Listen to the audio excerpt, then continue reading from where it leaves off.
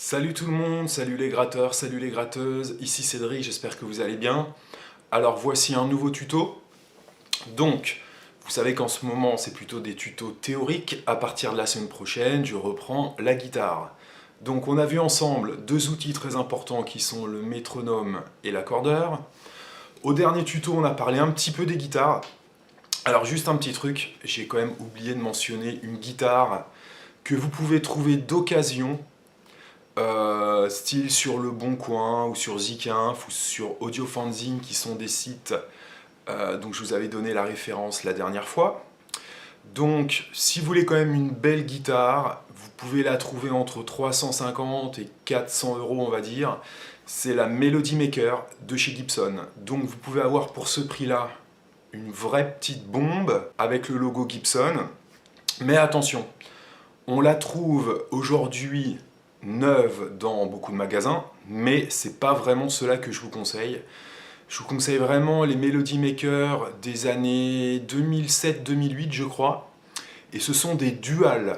Alors dual pourquoi? Parce que normalement la Melody Maker a un seul micro qu'on trouve au niveau du chevalet, mais au niveau des possibilités sonores c'est pas top.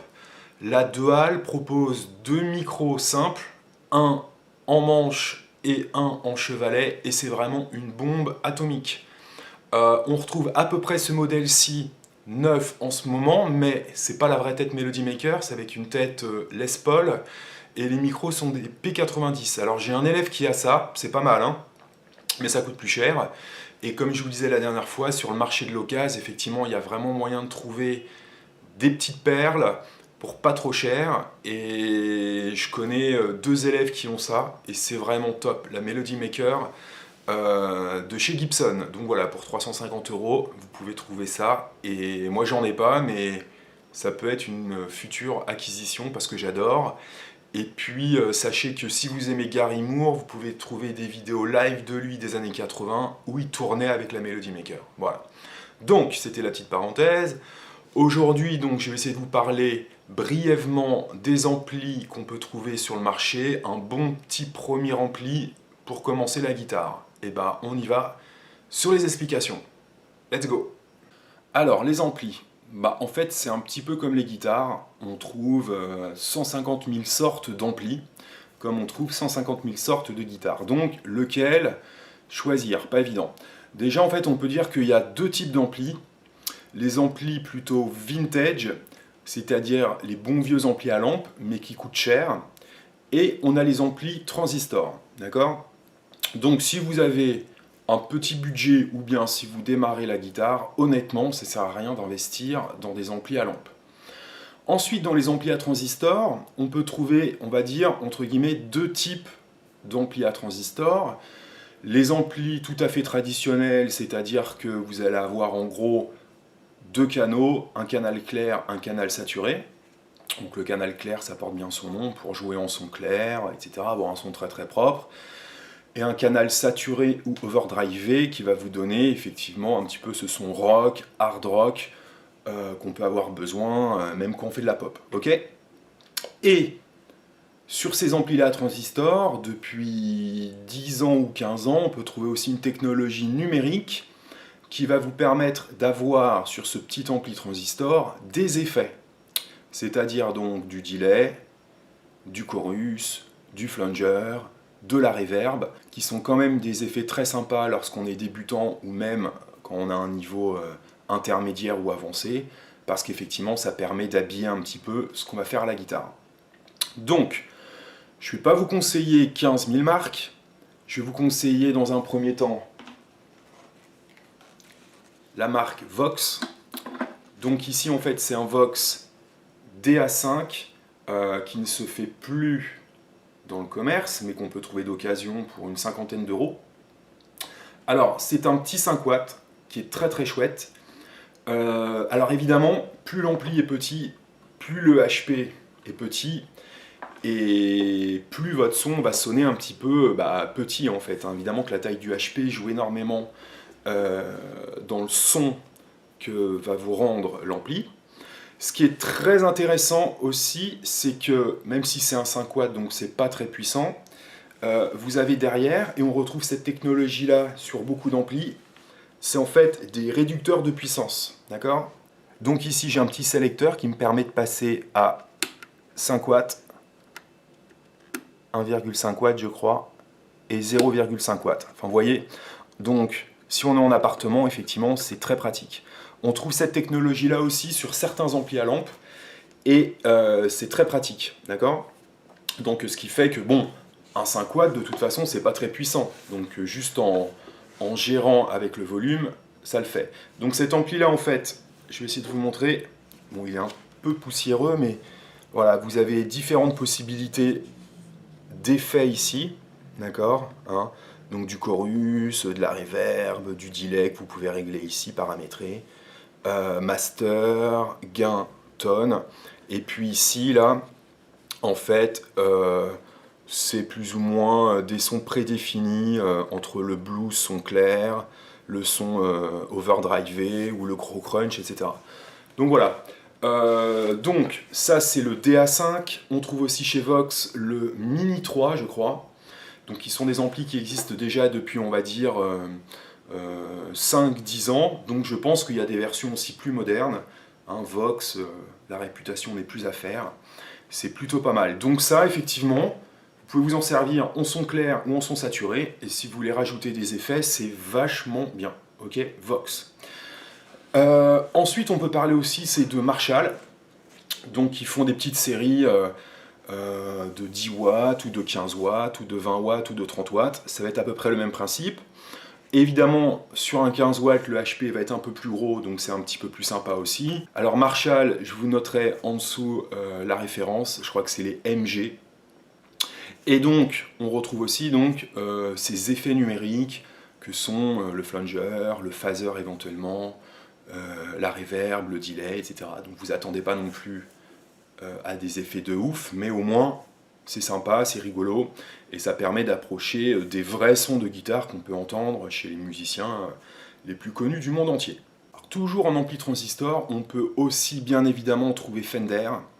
Donc en ampli neuf, je pense qu'en ce moment c'est la série Frontman. Donc pareil, hein, comme le Marshall qu'on peut trouver en config 5 watts, 15 watts j'imagine, 20 watts, 30 watts, 50 watts, 100 watts, bien évidemment. Hein. Pareil pour le Vox, hein, je pense qu'on peut le trouver en plus gros. Et pareil pour le Marshall. Alors, si je ne m'abuse, cette série Frontman de chez Fender ne propose pas les effets numériques. Donc vous n'aurez qu'un son clair et un son saturé, overdrivé on va dire, donc deux canaux. Généralement, sur ces amplis-là, on les achète surtout pour le son clair. Et si on va avoir des effets, déjà rien que de l'overdrive, on va leur brancher des effets directement par le input de l'ampli pour avoir de l'overdrive, ou si on veut avoir des effets comme du delay, comme un compresseur, etc. Voilà. Généralement, c'est ce qui se passe pour les amplis Fender. J'adore les amplis Fender, j'en ai, je vais peut-être vous montrer. Mais généralement, on utilise vraiment l'ampli Fender pour le son clair, pour sa qualité de son clair, et on leur rajoute aux fesses des effets, d'accord? Donc je vais vous montrer moi ce que j'utilise comme ampli, un petit peu leurs caractéristiques.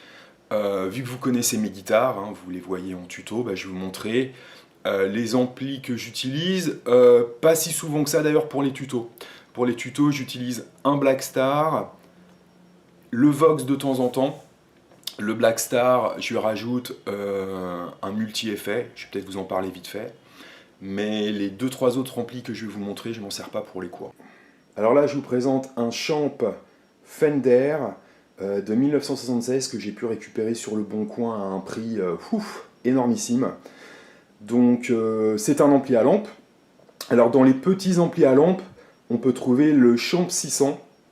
C'est un 5 watts à lampe et qui est exploitable en maison ou en appartement sans trop déranger les voisins. Ok? Alors, en dessous le Champ 600, j'ai un Blue Junior, donc c'est un 15 watts à lampe. J'ai changé le HP. Et voilà, encore une fois, hein, c'est un ampli que j'utilise essentiellement pour le son clair. Et pour les sons saturés, je rajoute des effets. Bon, en dessous, c'est un ampli basse. C'est un bon Ampeg BA115, donc un ampli transistor pour la basse, 100 watts, c'est largement suffisant. D'autant plus que quand on joue dans des clubs, on peut être pris par la sono. Alors ça, c'est un Blackstar 5 watts à lampe. C'est le métal HT5, je crois. Hein. La première série que j'ai eue aussi, qui est vachement bien, c'est le HT5, je crois. Hein, je me souviens plus trop de la référence. Mais celui-ci, c'est le métal. Mais honnêtement, je m'en sers uniquement pour les sons clairs. Et j'utilise un pédalier multi-effet pour lui envoyer les distorsions en dessous. C'est un nouvel ampli. Alors lui, c'est un ampli mi-lampe, mi-transistor. Donc c'est une marque qui n'est pas très connue, Koch, mais qui a vraiment un son clair vachement bien.